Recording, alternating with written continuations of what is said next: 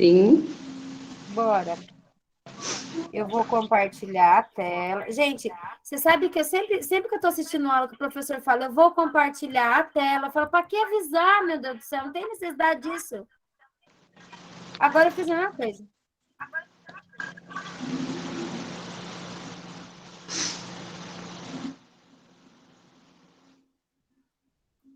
Vamos lá. Vocês estão enxergando? Sim. Qualquer coisa diz aí, beleza? Tá tudo certo Beleza. aqui. Bom, vamos lá. Nossos estudos bíblicos. E aí está escrito o seguinte, Betstrat Hashem, Hã? quer dizer com a ajuda de Deus, Tá. tá? Para a gente já começar a ir aprendendo, ó. B, aqui não vai aparecer desse jeito, mas tudo bem. Betstrat. Oi, Manu. Ah, achei a seta. Espera aí, deixa eu fazer um negócio aqui. Calma aí. Pronto. Foi, amor. Na Então, hora. aqui, ó. B, Strat, Hashem, quer dizer, com a ajuda de Deus. É com a ajuda de Deus que a gente vai estudar, é com a ajuda de Deus que a gente vai aprender, né? É com a ajuda de Deus que nós vamos conseguir aprender todas essas coisas. Viu, Kati? Você aprendeu um pouquinho de Sim. hebraico também. Você é Bora lá. capaz? Amém. Você é capaz? Então, Amém. vou poder falar Betstrat Hashem quer dizer com a ajuda de Deus, beleza? Então. Gente, seguinte, quando a gente vai estudar, né, a gente vai estudar a Bíblia, existem 4 níveis de interpretação da Bíblia, tá? E aqui eu coloquei os nomes em hebraico para a gente entender como que eles estudam lá, que é da maneira como nós vamos estudar. É a maneira como eu estudei e a maneira que eu vou passar para vocês, tá? Se vocês olharem essas 4 palavras aqui, ela dá um acróstico escrito Pardes. Tá vendo aqui, ó? P-O-R-D-U-S. Uhum. É um acróstico chamado Pardes. Pardes quer dizer pomar. Tá? O que isso quer dizer? Que quando a gente entra no pomar de Deus, a gente vai colher os melhores frutos, né? Então, a gente tem 4 níveis de exegese. Exegese é a maneira como a gente interpreta a palavra, a maneira como a gente interpreta a Bíblia. Só um minutinho aí, gente.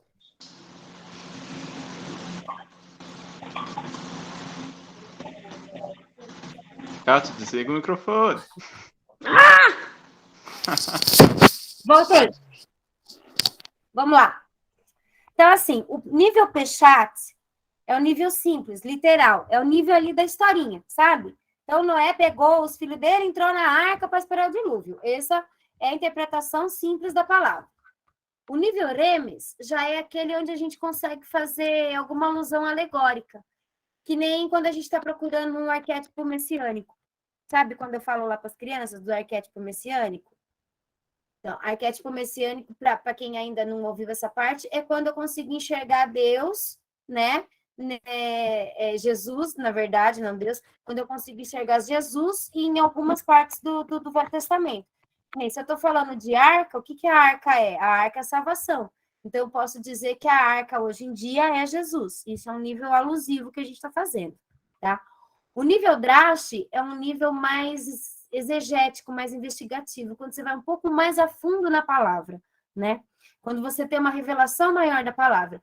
E o nível Sod quer dizer secreto, oculto, que é aqui onde estão as maiores revelações de Deus para a gente, tá? Vocês já devem ter ouvido falar de gematria, de estudo da Kabbalah, que é onde a gente consegue descobrir os maiores segredos da Bíblia, que está nesse nível aqui, certinho? Nós vamos aprender, começar por esse nível aqui pelo Peshat, tá? Não dá para ir logo para cá, porque a gente tem que ir caminhando devagar, né? Apesar da gente querer ir logo para lá. Bom, aqui está escrito, nessas 3 letrinhas aqui, está escrito Tanar. O que é Tanar? Tanar nada mais é do que a Bíblia hebraica, tá? E a Bíblia hebraica, ela é composta dessas 3 partes aqui. Se a gente for ver, ó, essa letra aqui, Tav, é o T de Torá. Essa letra aqui, Nun, é o N de Neviim, e essa aqui é o Kaf de Ketuvim.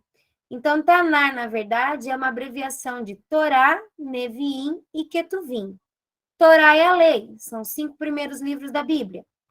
Neviim são os profetas. E Ketuvim são os escritos. Que escritos são esses? 1 Samuel, 2 Samuel, 1 Reis, Crônicas, Esther, são esses livros aqui, tá? Então, lá, quando a gente vai, a ordem, inclusive, dos livros na Bíblia hebraica é diferente da nossa. Algumas coisas são diferentes da nossa. Porque que nem na nossa Bíblia, na nossa divisão literária, Daniel entra como profeta. E lá não, Daniel entra como escrito. Então tem uma diferençazinha ou outra, mas assim também, que não vai ter muita diferença aqui na hora de estudar, tá? Vamos lá. E aqui está escrito Torá. O que é Torá? Quem sabe? Abre aí e fala, gente. Se não falar, vou Significa perguntar. a palavra de Deus? Eu ia falar isso, Quase. Vinícius. Vamos lá, Nath, o que você acha que é Torá? É a Bíblia? Torá. Palavra. Torá é aquele livro grandão que você comprou. Não é o livro grandão, porque a minha Torá é pequenininha, ó. Vocês estão enxergando? Minha Torá é pequenininha. Torá não é Torá, o Pentateuco? Oi, Manu? Sorry, Torá Duda. não é o Pentateuco? Torá é o Pentateuco. Agora explica. A Manu o que é não o vale Pentateuco. falar, não. A Manu não vale falar, não. Onde tem os principais mandamentos, não é? Tá, e É, quais Manu são os tá livros falando. da Torá, do Pentateuco? Gênesis, Êxodo, Levítico, Números. E, Deuteronômio.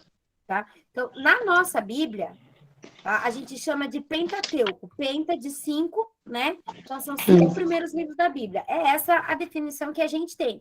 Pentateuco, 5 primeiros livros da Bíblia.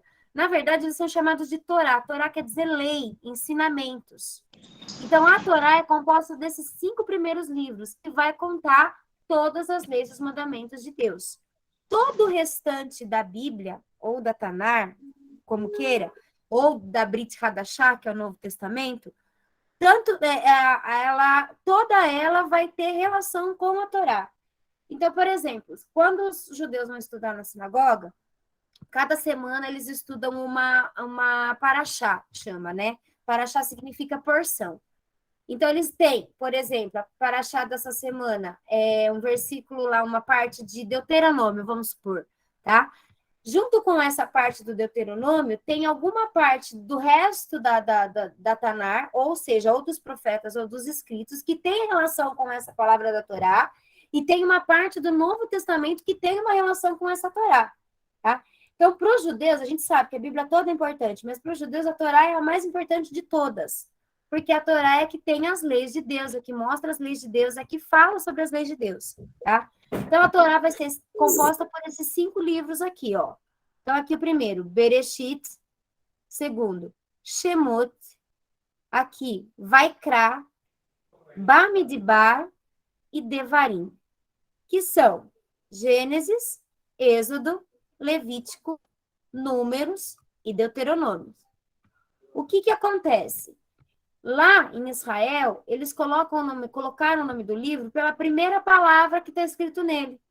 Então, Bereshit vai começar como? Com a palavra Bereshit, né? Que quer dizer em um princípio. Shemot quer dizer nomes. Se a gente for olhar agora, se vocês pegarem a Bíblia de vocês agora e abrirem lá em Êxodo 1, vocês vão ver que começa com um monte de nome, com os nomes dos filhos de Jacó, né? Começa com uma genealogia. Aqui Vaikra quer dizer e clamou. Se a gente for ver lá em Levítico, uma das primeiras palavras de Levítico é Vaikra, né? A outra aqui, Bamidbar, quer dizer no deserto. E Devarim, que quer dizer escritos, tá? Quando a Bíblia foi traduzida, né, foi traduzida para o grego, ela ganhou nomes gregos. Então, por isso que Bereshit é Gênesis, Shemot é Êxodo, Vaikra é Levíticos, Bamidbar, Números e Devarim, Deuteronômio. Certo? Bamidbar é legal de falar. É, não é? Bamidbar. Muito. Mas, Ju, a tradução da Torá é a mesma tradução que a gente usa na Bíblia ou tem algumas coisas diferentes? É diferente. Diferente? É diferente pelo seguinte motivo. Pensa assim, o cara que traduziu, que começou a traduzir a Bíblia, vamos pensar assim, no mundo ocidental e tal, foi Martinho Lutero, que pegou a Bíblia e traduziu para o alemão. Depois disso, ele começou a traduzir para outras línguas. Isso lá na Idade Média. É como assim, hoje a gente tem termos que a gente usa que há 20 anos não se usava, que há 40 anos não se usava, que há um século atrás não se usava. A mesma coisa acontece com a Bíblia. Então, assim, tem coisa na tradução que ali naquele momento ele não tinha uma palavra, por exemplo, para usar, e aí ele colocava do jeito dele. Não que ele tenha traduzido errado, mas quando ele vai... Sabe quando a gente pega um texto e está escrito lá tradução livre? A pessoa lê no idioma original, entende o que está escrito e escreve de uma maneira que a outra pessoa que vai ler possa entender. Deu para entender ou eu confundi tudo?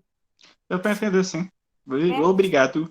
E aí, o que aconteceu ao longo dessas traduções é que muita coisa acabou se perdendo. Por isso que se a gente tiver a oportunidade de aprender a procurar no original, seja uma palavrinha para orientar a gente, é a melhor coisa que a gente faz na vida, é aprender o original. Tá? Então, quais são os 5 primeiros livros da Torá? Bereshit, Shemot, Vaikra, Bamidbar e Devarim. É da direita para esquerda, tá, gente? Não vai achar que eu estou fazendo errado, não. Que foi, Ná? Não, que você falou em hebraico, eu falei em brasiliense. Que vem a ser Gênesis, Êxodo, Levítico, Números e Deuteronômio. E aí nós vamos começar aqui, ó, por esse aqui, Bereshit, tá vendo? O que vem a ser Bereshit? Se a gente No pegar... princípio. Como é que é? Repete. No princípio. Então... Manu, abre o microfone e fala. No princípio, Natália Portafilho. Qual é o certo? Qual é o certo? O meu, Por quê? Não. Porque já teve um princípio, então não é no princípio, em um princípio, Ó, que é outro princípio, não o primeiro princípio. Nunca pensei que você fosse falar pegar isso, mas a Bíblia? concordo com a Manuela. Ó, é assim, pega a Bíblia lá, Grosso. Gênesis 1:1. Abre lá e lê. O que está escrito? Quem vai ler? Pode ler. Mas, Ju, a minha aqui do King No James princípio- no princípio. Tá. Mas ele- O que tá, a King James é que a gente diz que é uma das melhores traduções, certo? Ó, Só que a gente cai naquilo que eu acabei de falar para o Vinícius. Nem sempre a melhor tradução é a mais de acordo com o original, tome. tá? Então, aí onde está escrito Bereshit, ó, B, essa primeira letra aqui, ó, o Bait, essa primeira letrinha aqui, quer dizer em, tá? Então, aqui, na verdade, está querendo falar o quê? Em um princípio. O que isso significa? Que foi em um dos princípios. Já tinha havido outros princípios. Então, em um princípio, criou Deus o céu e a terra. Mas antes disso, já tinha alguma outra coisa. É isso que quer dizer. Quando você lê na tradução da King James, no princípio criou Deus o céu e a terra, o que dá a impressão? Que Deus criou a terra naquele dia, a partir dali começou a contar, estamos no ano 5.782, fechou, não é? Não é. O que ele quer dizer aqui é que é em um princípio. Antes disso já tinha alguma coisa, já existia alguma coisa. Eu vou reclamar com a King James. Não É vai nessa adiantar, parte que porque se a gente- encaixa os dinossauros, então. Calma que eu vou chegar no dinossauro. Ah, tá. Um Tiranossauro Vocês estão Rex. voltando à aulinha anterior. Não, Ju, a aulinha anterior foi das crianças. Oi, No Ná. caso, no princípio, né? Fala aí, no princípio, mas não é em princípio, porque já existia alguma coisa. Na verdade, o que Isso. existia era Deus, a sua existência, né? Isso. É em um princípio. Aí o que Sim. acontece? Quando vai passar para o português, eles juntam tudo em um princípio e botam lá no princípio, entendeu? Ah, tá. Mas o original é em um princípio, né?